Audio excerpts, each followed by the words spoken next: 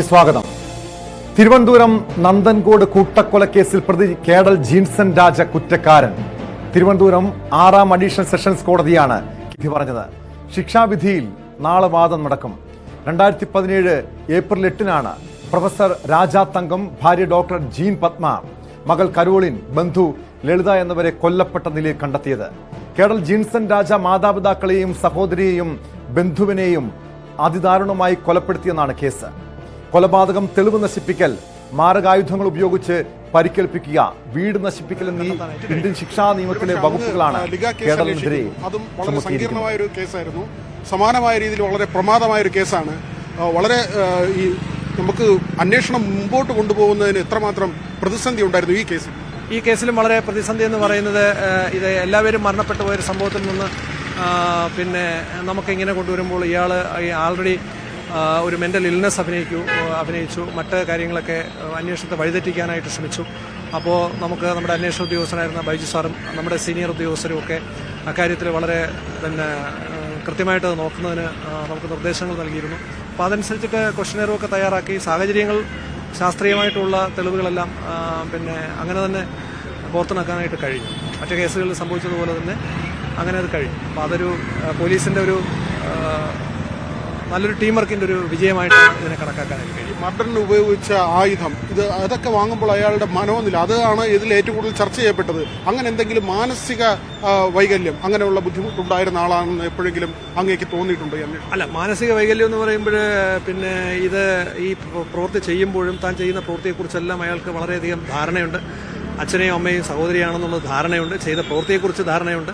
അപ്പോൾ അതിൻ്റെ ഒരു സീക്വൻസ് നോക്കിക്കഴിഞ്ഞാൽ അറിയാമല്ലോ. വിളിച്ചായിരുന്നു താൻ ചെയ്ത കാര്യങ്ങളെല്ലാം കാണിക്കാനെന്ന് പറഞ്ഞു. അപ്പോൾ വളരെ വിശ്വാസ്യതയോട് കൂടിയിട്ട് ഇതിലെ കൊലപ്പെടുത്തിയ ആൾക്കാരെ, അമ്മയായിരുന്നാലും അച്ഛനായിരുന്നാലും, വളരെ വിശ്വാസപൂർവ്വം അവരോട് സംസാരിച്ച് അവരെ താഴെ നിന്ന് മുകളിലേക്ക് കൊണ്ടുവരുന്നു. അപ്പോൾ ഇതെല്ലാം ഒരു മെൻ്റൽ ഇൽനെസ് ഒരാളിനെ ഇത്രയും കെയർഫുള്ളായിട്ട് കൊണ്ടുവന്ന് ചെയ്യാനായിട്ട് കഴിയില്ല. അപ്പോൾ അതുകൊണ്ടാണ് ഞാനത് പറഞ്ഞത് ഡ്രാമയാണെന്നുള്ളത്. അതിനുശേഷം ഇതൊക്കെ കഴിഞ്ഞതിന് ശേഷം ഇങ്ങനെ തന്നെ ഇത് മെറ്റിക്കുലസ് ആയിട്ട് തൻ്റെ കുറ്റകൃത്യത്തെ ഹൈഡ് ചെയ്യണം എന്നുള്ള ഒരു നിലയിലേക്ക് കൊണ്ടുവന്നു. അതിനകത്ത് പെട്രോൾ വാങ്ങിക്കുന്നു, കത്തിക്കുന്നു, ഒരുമിച്ച് കത്തിക്കാനായിട്ട് ശ്രമം നടന്നു. അപ്പോൾ ഇതൊന്നൊരു മെൻ്റൽ ഇൽനെസ് ഒരാളിന് ഇത്രയും സിസ്റ്റമാറ്റിക് ആയിട്ടും വളരെ അടുക്കും ചിട്ടയോടും കൂടിയിട്ട് ഒരു കാര്യം എങ്ങനെയാണ് ഒരു മാനസികാവസ്ഥ മെൻ്റൽ ഇൽനെസ് ഉള്ള ആളിന് ചെയ്യാൻ പറ്റും?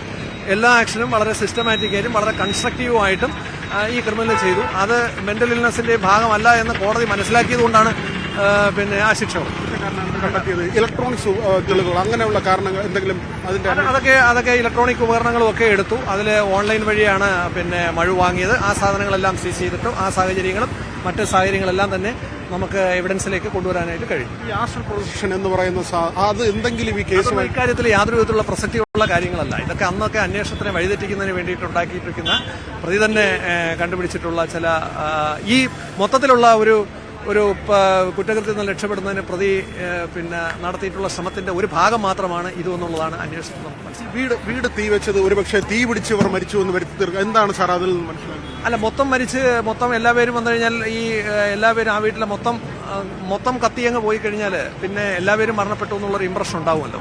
അപ്പോൾ അതിനുവേണ്ടി ക്രിയേറ്റ് ചെയ്തതാണ്. അപ്പോൾ അത് സക്സസ്ഫുൾ ആകാതെ വരികയും ഒരാളിന്റെ ദേഹം മുഴുവൻ ഒരാളിനെ കത്താതിരിക്കുകയും ഒക്കെ ചെയ്തു കഴിയും.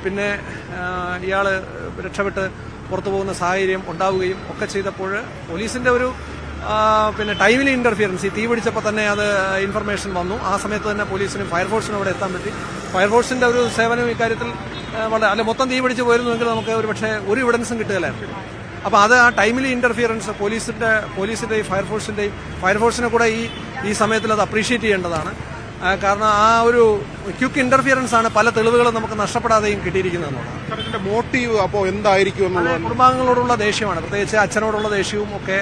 അയാളുടെ അവിടുത്തെ സാഹചര്യങ്ങൾ, അച്ഛൻ കർശനമായിട്ട് പെരുമാറുന്നു, അങ്ങനെയൊക്കെ ഉള്ള ആ കുടുംബാന്തരീക്ഷത്തിൽ വന്നിട്ടുള്ള ഒരു ഡിസ്പ്ലഷറാണ് അയാൾ ഇതിലേക്ക് നയിച്ചത്. ലളിത എങ്ങനെയാണ് ഇതിനകത്ത് പെട്ടുപോകുന്നത്? അവിടെ ലളിത അമ്മുമ്മയാണ്, അവർ താഴെയാണ് കൂടുതലായിട്ട് ഉള്ളത്. അപ്പോൾ എല്ലാവരെയും കൊലപ്പെടുത്താൻ ഉദ്ദേശിച്ചതിന്റെ ഒരു ഭാഗം കാര്യം എന്ന് വെച്ച് കഴിഞ്ഞാൽ അവരിലൂടെയും അവരെയാണ് ഏറ്റവും അവസാനമായിട്ട് കൊലപ്പെടുത്തുന്നത്. അപ്പം കാരണം അവരോട് പലരും അന്വേഷിച്ചു തുടങ്ങി, ബാക്കിയുള്ള ബന്ധുക്കൾ ഇവിടെ ഒന്ന് അന്വേഷിച്ചു തുടങ്ങിയപ്പോൾ അവരെയും കൊലപ്പെടുത്തേണ്ട ഒരു സാഹചര്യം ഇയാൾക്ക് ഉണ്ടായി. അതാണ് ഈ തെളിവ് നശിപ്പിക്കുന്നതിൽ തനിക്ക് പിന്നീട് ഇത് കണ്ടുപിടിക്കാനായിട്ട് പറ്റാത്ത നിലയിലുള്ള എല്ലാ സാഹചര്യങ്ങളും അവസാനിപ്പിക്കുക എന്ന് പറയുന്നത്. വിദ്യാസമ്പന്നനായതുകൊണ്ട് തന്നെ അത്യാവശ്യം പഠിത്തമൊക്കെ ഉള്ളത് കൊണ്ട് തന്നെ അത്യാവശ്യമല്ല നല്ല രീതിയിൽ അതിനെ മാനിപ്പുലേറ്റ് ചെയ്യാനും പിന്നെ കൺസീൽ ചെയ്യാനും ഒക്കെ വളരെ കെയർഫുള്ളായിട്ട് ചെയ്യാനും അയാൾക്ക് കഴിഞ്ഞു. പക്ഷേ അത് പോലീസിന് അതിൻ്റെ ഒരു ഡിറ്റക്റ്റീവ് സ്കില്ല്, നമ്മുടെ ടീമിനുണ്ടായിരുന്ന ഒരു ഡിറ്റക്ഷൻ സ്കില്ല് കൊണ്ടും നമ്മുടെ ടൈമിൽ ഇന്റർഫിയറൻസ് കൊണ്ടും, പ്രത്യേകിച്ച് പോലീസ് ഫയർഫോഴ്സൊക്കെ ആ സമയത്ത് ഇടപെടുന്നതുകൊണ്ട് തെളിവുകൾ നഷ്ടപ്പെടാതെയൊക്കെ കിട്ടാവുന്നത്ര തെളിവുകൾ നമുക്ക് പിന്നീട് സംഘടിപ്പിക്കാം. നേരത്തെ പറഞ്ഞതുപോലെ 2 പ്രമാദമായ കേസുകൾ അങ്ങ് അന്വേഷണ സംഘത്തെ നമ്മുടെ മേലുദ്യോഗസ്ഥരായിരുന്നാലും ഒരു ടീം വർക്കിന്റെ ഒരു പിന്നെ വിജയമാണ്. ഈ തരത്തിലാണ്, അതായത് അന്നത്തെ കാര്യമാണ് അന്വേഷണ ഉദ്യോഗസ്ഥനായ ശ്രീ ദിനിൽ ഓർത്തെടുക്കുന്നത്. അദ്ദേഹം പറയുന്നത് ഒരിക്കലും ഈ ആസ്ട്രൽ പ്രൊജക്ഷൻ എന്ന ഒരു കാര്യം, അതായത് ഈ മന്ത്രവാദം, അതുമായി ബന്ധപ്പെട്ട ഒരു കൊലപാതകമല്ല. കാരണം ആ സമയത്ത് ചില വിവരങ്ങൾ പുറത്തു വന്നത് ഈ പ്രതിക്ക് ഓസ്ട്രേലിയയിൽ ഉപരിപഠനത്തിന് പോകുന്നു, അവിടെ ഈ ദുർമന്ത്രവാദം ചെയ്യുന്ന ആളുകളുമായി പരിചയമുണ്ടാകുന്നു, അങ്ങനെ ആത്മാവ് പുറത്തേക്ക് പോകുന്നത് കാണുന്ന തരത്തിലുള്ള ഒരു ദുർമന്ത്രവാദം, അതിനുവേണ്ടി ഈ വീട്ടുകാരെ കൊലപ്പെടുത്തിയതെന്നാണ്. പക്ഷെ കുറ്റപത്രത്തിൽ കൃത്യമായി പറഞ്ഞിരുന്നത് അങ്ങനെയല്ല, കുടുംബാംഗങ്ങളോടുള്ള ശത്രുതയാണ്. ആ ശത്രുത ഇത്തരമൊരു കൊലപാതകത്തിലേക്ക് കാര്യങ്ങളെ എത്തിച്ചു എന്നതാണ്. ഇത് 2017 ഏപ്രിലാണ് ഈ സംഭവം നടക്കുന്നത്. 5-ാം തീയതിയാണ് 3 കൊലപാതകങ്ങൾ നടക്കുന്നത്. മാതാവിനെയും പിതാവിനെയും സഹോദരിയെയും ഒരേ ദിവസമാണ് കൊലപ്പെടുത്തുന്നത്. ആദ്യം താൻ ചെയ്തൊരു വർക്ക് അത് കാണുന്നതിന് വേണ്ടി അമ്മയെ 2ാമത്തെ നിലയിലേക്ക് വിളിച്ചു വരുത്തുകയാണ്. അവർ ആ സിസ്റ്റം നോക്കി നിൽക്കുന്ന സമയത്താണ് അവരുടെ തലയ്ക്ക് അടിക്കുന്നത്. ആദ്യത്തെ കൊലപാതകം അങ്ങനെ നടക്കുന്നു. ഇത് ഓൺലൈനിൽ വാങ്ങിയ ഒരു മഴു, അതുകൊണ്ടാണ് ആദ്യത്തെ അടി തലയ്ക്ക് അവരെ അടിക്കുന്നത്. അതിനുശേഷം പിതാവിനെ കൊലപ്പെടുത്തുന്നു, സഹോദരിയെ കൊലപ്പെടുത്തുന്നു. തൊട്ടടുത്ത ദിവസമാണ് ഈ അമ്മൂമ്മയായ ലളിതയെ കൊലപ്പെടുത്തുന്നത്. ഈ മൃതദേഹങ്ങൾ കത്തിച്ചു കളയാനുള്ള ഒരു ശ്രമം നടത്തുന്നുണ്ട്. അതായത് 5-നും 6-നുമായി കൊലപാതകങ്ങൾ നടത്തുന്നു. 7-ന് ഈ വീട്ടിലേക്ക് ആളുകൾ വരുന്നുണ്ട്, കേബിളിന്റെ പണം വാങ്ങാൻ അതിന്റെ ആളുകൾ വരുന്നുണ്ട്. ഇത് വലിയ സാമ്പത്തിക ശേഷിയുള്ള കുടുംബമാണ്, അവിടെ ബാങ്കിന്റെ ആളുകൾ വരുന്നുണ്ട്. അങ്ങനെ ആളുകൾ വന്നു പോകുന്നുണ്ട്. ഇയാൾ ആളുകളുമായി ഇടപെടുകയും ആ കാര്യങ്ങളൊക്കെ സംസാരിക്കുകയും ചെയ്യുന്നു. അപ്പോഴും സംശയം ആളുകൾക്കുണ്ടാകുന്നില്ല. 8-ന് ഈ മൃതദേഹങ്ങൾ കത്തിക്കുമ്പോഴാണ് ആളുകളുടെ ശ്രദ്ധയിൽ ഇത് വരുന്നതും പിന്നീട് പോലീസിനെയും ഫയർഫോഴ്സിനെയും ഒക്കെ അറിയിച്ച് അവിടേക്ക് അവരെത്തി ഇത് കെടുത്തുന്നതും. അതോടുകൂടി ഒരു വലിയ ഞെട്ടിക്കുന്ന സംഭവം പുറംലോകം അറിയുകയാണ്. ഇങ്ങനെ ഒരു കൂട്ടക്കൊലപാതകം തിരുവനന്തപുരം നഗരമധ്യത്തിൽ നടന്നിരിക്കുന്നു എന്ന വിവരം. ആ സംഭവത്തോടുകൂടി പ്രതിക്ക് വേണ്ടിയുള്ള തിരച്ചിൽ നടത്തുന്നു. പ്രതി ഈ സമയം ചെന്നൈയിലേക്ക് പോവുകയും പിന്നീട് പോലീസ് പിടിയിലാവുകയുമാണ്. ഈ പോലീസ് പിടികൂടിയ ശേഷം ചോദ്യം ചെയ്യുമ്പോൾ തന്നെ പ്രതിക്ക് കാര്യമായ മാനസിക പ്രശ്നങ്ങളൊന്നും തന്നെ ഇല്ല എന്ന കാര്യം മനസ്സിലാക്കുന്നു. മാത്രമല്ല ഈ വീട്ടുകാർ തമ്മിൽ കാര്യമായ മാനസിക അടുപ്പം ഉണ്ടായിരുന്നില്ല എന്നാണ് അന്വേഷണ സംഘം പറയുന്നത്. ആ കാര്യമാണ് കോടതിയെ ബോധ്യപ്പെടുത്തിയതും. കാരണം ഇവർ ഭക്ഷണം കഴിക്കുന്ന കാര്യങ്ങൾ പോലും മെസ്സേജുകളായിട്ടാണ് അയച്ചിരുന്നത്. അതായത് അത്രമാത്രം മാനസികമായി അകന്ന് കഴിയുന്ന ഒരു നിലയിലേക്ക് ഇവർ മാറിയിരുന്നു എന്ന കാര്യമാണ്. വലിയ സാമ്പത്തിക ശേഷിയുള്ള ഒരു കുടുംബമായിരുന്നു. അവിടെയാണ് ഈ വീട്ടിലെ അസ്വാരസ്യങ്ങൾ ഇങ്ങനെ ഒരു കൂട്ടക്കൊലയിലേക്ക് കാര്യങ്ങളെ കൊണ്ടുവന്ന് എത്തിക്കുന്നത്. ഇയാൾ ജയിലിലായ ശേഷവും അവിടെയും പ്രശ്നമുണ്ടാക്കുന്നു. സഹതടവുകാരനെ മർദ്ദിച്ച സംഭവമുണ്ടായിരുന്നു. പിന്നീട് ആത്മഹത്യയ്ക്ക് ശ്രമിച്ച സംഭവമുണ്ടായിരുന്നു. അങ്ങനെ പല പ്രശ്നങ്ങളും നെൽസൺ കേഡൽ രാജ ജയിലിലും ഉണ്ടാക്കി. മാത്രമല്ല ഈ വിചാരണ തുടങ്ങുന്നതിന് മുൻപ് തന്നെ മെഡിക്കൽ ബോർഡിന്റെ റിപ്പോർട്ട് വന്നിരുന്നു. ആ റിപ്പോർട്ടിൽ പറഞ്ഞിരുന്നത് അയാൾക്ക് കാര്യമായ പ്രശ്നങ്ങളില്ല, മാനസിക പ്രശ്നങ്ങളില്ല എന്ന കാര്യം ഈ മെഡിക്കൽ ബോർഡിന്റെ റിപ്പോർട്ടിലും വ്യക്തമായിരുന്നു. ഇപ്പോൾ അന്വേഷണ സംഘവും തീർച്ചയായും വിനോദ് സൂചിപ്പിക്കുന്നത് പോലെ ഈ പ്രതി കേഡൽ ജീൻസൺ രാജയ്ക്ക് മാനസിക പ്രശ്നങ്ങൾ ഉണ്ട് എന്ന രീതിയിലായിരുന്നു തുടക്കത്തിൽ പ്രതിഭാഗം പറഞ്ഞത്. എന്നാൽ ഇതടക്കം കോടതി പരിശോധിച്ചിരുന്നു. അതിനുശേഷമാണ് ഈ കേസിൽ വിധി പറഞ്ഞത്. അപൂർവങ്ങളിൽ അപൂർവമായ കേസ് എന്നതിൽ ഉറച്ചു നിൽക്കുമെന്നാണ് പ്രോസിക്യൂഷൻ ഇന്ന് ഈ വിധിക്ക് ശേഷം മാധ്യമങ്ങളോട് വ്യക്തമാക്കിയത്. അദ്ദേഹത്തിന്റെ വാക്കുകളിൽ ഇതിനകത്ത് സാഹചര്യ തെളിവുകളെ അടിസ്ഥാനപ്പെടുത്തിയാണ് കോടതി പ്രതിയെ കുറ്റക്കാരനാണെന്ന് കണ്ടെത്തിയിരിക്കുന്നത്. പ്രതിയുടെ 313, അതായത് പ്രതിയുടെ ചോദ്യം ചോദിച്ച സമയത്ത് പോലും പ്രതിയുടെ ഭാഗത്ത് നിന്ന് ഈ ആസ്ട്രൽ പ്രൊജക്ഷനോ അല്ലെങ്കിൽ ഏത് തരത്തിലുള്ള മാനസിക പ്രശ്നങ്ങളുള്ളതായിട്ടുള്ള രീതിയിലുള്ളതും പ്രതിയുടെ ഭാഗത്തു നിന്ന് തെളിവ് വന്നിട്ടില്ല. അന്വേഷണത്തിൽ ഒരിടത്തും തന്നെ കണ്ടെത്താനും കഴിഞ്ഞിട്ടില്ല.